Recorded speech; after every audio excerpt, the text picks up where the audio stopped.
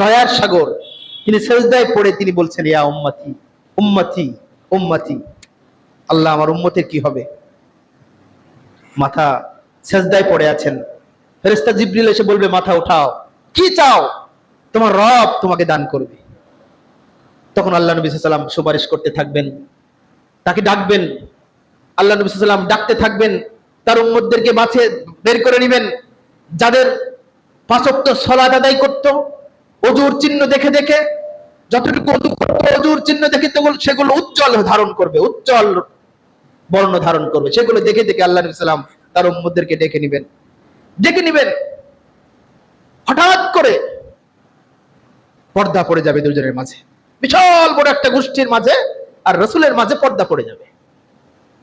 কি ব্যাপার? আল্লাহ নবী বলেন, কি ব্যাপার? তারা তোমার উম্মত, নামাজ পড়েছে দেখা যাচ্ছে, ওযু করেছে, সিজদা দিয়েছে, মুখে দাঁড়িয়ে আছে, তারা তো আমার উম্মত, হজ করেছে, উমরা করেছে, যাকাত দিয়েছে, পর্দা পড়ে গেল কেন? তখন তাকে বলা হবে, জানেন না, আপনার ইন্তেকালের পরে, আপনার মারা যাওয়ার পরে শরীয়তে এরা এমন কিছু নতুন আমল আবিষ্কার করেছে, এমন কিছু নতুন ভিত্তি চালু করেছে, এমন কিছু আমলের জন্ম দিয়েছে যেটা আপনি করেননি, আপনি বলেননি, আপনি করার অনুমতি দেননি, অথচ তারা সেগুলো করেছে। আপনাকে অপমান করেছে, আপনাকে লাঞ্ছিত করেছে, আপনার কথা শোনেনি, তারা নিজের মন মতো করে চলেছে। সমাজে যেটা আছে, বাপদাদের আমল থেকে যেটা করে আসছে, হুজুর সাহেব যেটা বলছে, পীর সাহেব যেটা বলছে, কারামতে আউলিয়া যারা বলছে, সেগুলোর মানুষ আমল করেছে, তোমাকে অপমান করেছে হে নবী। তখন আল্লাহ নবী দুটো কথা বলবেন, সহকান সহকান লিমান গায়রা বাদি, দূর হয়ে যাও যারা আমার নবীর মরণের পরে, মৃত্যুর পরে আমার দ্বীনের পরিবর্তন তোমরা যারা ঘটিয়েছো, তোমরা দূর হয়ে যাও। মুক্তির পথ আছে? মুক্তির পথ নয়, মুক্তির কোনো পথ নাই।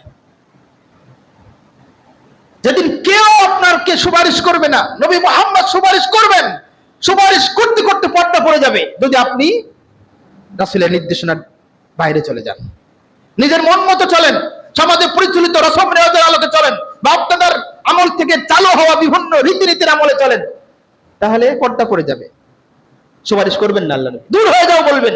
আর সেদিন যদি মুহাম্মদ সাল্লাল্লাহু আলাইহি ওয়াসাল্লাম দূর হয়ে যাও বলেন, মুক্তির কোনো পথ আছে? ওই পীর সাহেব কোনো কিছু করতে পারবে? ওই বুজুর্গরা দিন করতে পারবে? ওই ইমাম সাহেব করতে পারবে?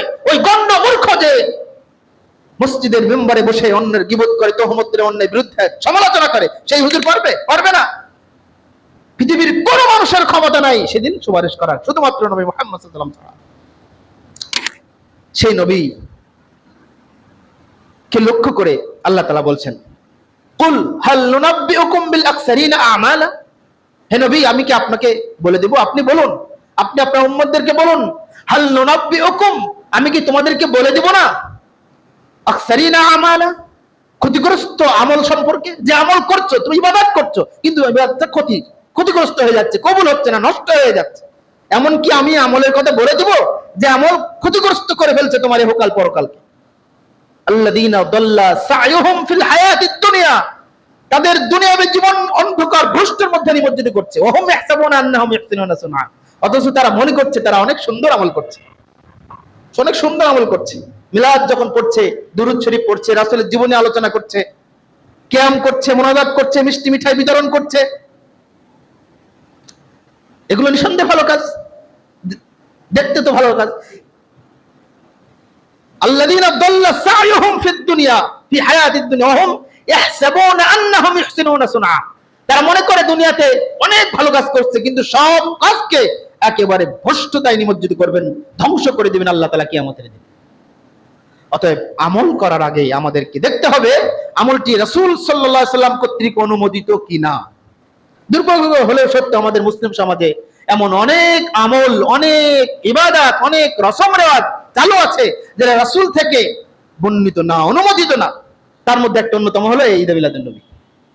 ঈদে মিলাদুন নবী আমি প্রথমেই বলেছি, মুসলিমদের দুটো আনন্দ উৎসব হলো ঈদুল ফিতর, ঈদুল আজহা।